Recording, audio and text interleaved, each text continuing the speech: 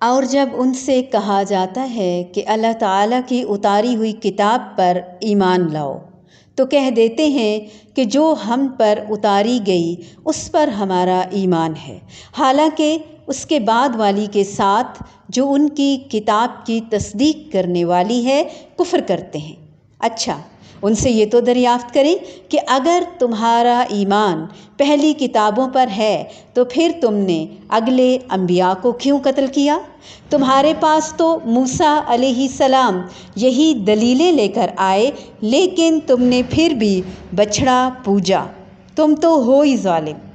جب ہم نے تم سے وعدہ لیا اور تم پر طور کو کھڑا کر دیا اور کہہ دیا کہ ہماری دی ہوئی چیز کو مضبوط تھامو اور سنو، تو انہوں نے کہا ہم نے سنا اور نافرمانی کی، اور ان کے دلوں میں بچھڑے کی محبت گویا پلا دی گئی بسبب ان کے کفر کے۔ ان سے کہہ دیجئے کہ تمہارا ایمان تمہیں برا حکم دے رہا ہے اگر تم مومن ہو۔ آپ کہہ دیجئے کہ اگر آخرت کا گھر صرف تمہارے ہی لیے ہے، اللہ تعالیٰ کے نزدیک اور کسی کے لیے نہیں، تو آؤ اپنی سچائی کے ثبوت میں موت طلب کرو، لیکن اپنے کرتوتوں کو دیکھتے ہوئے کبھی بھی موت نہیں مانگیں گے۔ اللہ تعالیٰ ظالموں کو خوب جانتا ہے، بلکہ سب سے زیادہ دنیا کی زندگی کا حریص اے نبی صلی اللہ علیہ وآلہ وسلم آپ انہی کو پائیں گے۔ یہ حرص زندگی میں مشرکوں سے بھی زیادہ ہے، یعنی زندگی کے بارے میں مشرکوں سے بھی زیادہ حریص ہیں۔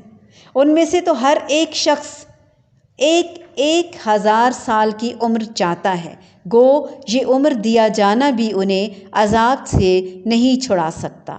اللہ تعالیٰ ان کے کاموں کو بخوبی دیکھ رہا ہے۔ اے نبی صلی اللہ علیہ وآلہ وسلم آپ کہہ دیجئے کہ جو جبریل کا دشمن ہو، جس نے آپ کے دل پر پیغام باری تعالیٰ اتارا ہے، جو پیغام ان کے پاس کی کتاب کی تصدیق کرنے والا اور مومنوں کو ہدایت اور خوشخبری دینے والا ہے، تو اللہ تعالیٰ بھی اس کا دشمن ہے۔ جو شخص اللہ تعالیٰ کا اور اس کے فرشتوں اور اس کے رسولوں اور جبرائیل اور میکائیل علیہم السلام کا دشمن ہو، ایسے کافروں کا دشمن خود اللہ تعالیٰ ہے۔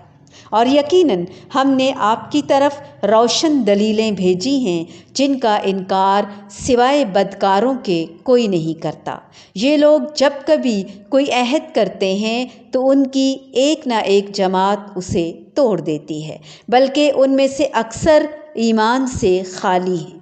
جب کبھی ان کے پاس اللہ تعالیٰ کا کوئی رسول ان کی کتاب کی تصدیق کرنے والا آیا، ان اہل کتاب کے ایک فرقے نے اللہ تعالیٰ کی کتاب کو اس طرح پیٹھ پیچھے ڈال دیا گویا کہ وہ جانتے ہی نہ تھے، اور اس چیز کے پیچھے لگ گئے جسے شیاطین حضرت سلیمان علیہ السلام کی حکومت میں پڑھتے تھے۔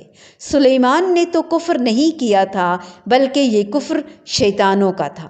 وہ لوگوں کو جادو سکھایا کرتے تھے، اور بابل میں ہاروت و ماروت 2 فرشتوں پر جو اتارا گیا تھا، وہ دونوں بھی کسی شخص کو اس وقت تک نہیں سکھاتے تھے جب تک یہ نہ کہہ دیں کہ ہم تو ایک آزمائش ہیں، تم کفر نہ کرو۔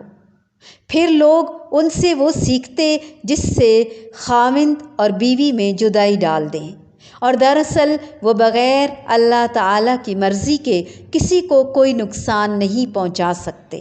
یہ لوگ وہ سیکھتے ہیں جو انہیں نقصان پہنچائے اور نفع نہ پہنچا سکے، اور وہ بالیقین جانتے ہیں کہ اس کے لینے والے کا آخرت میں کوئی حصہ نہیں، اور وہ بدترین چیز ہے جس کے بدلے وہ اپنے آپ کو فروخت کر رہے ہیں۔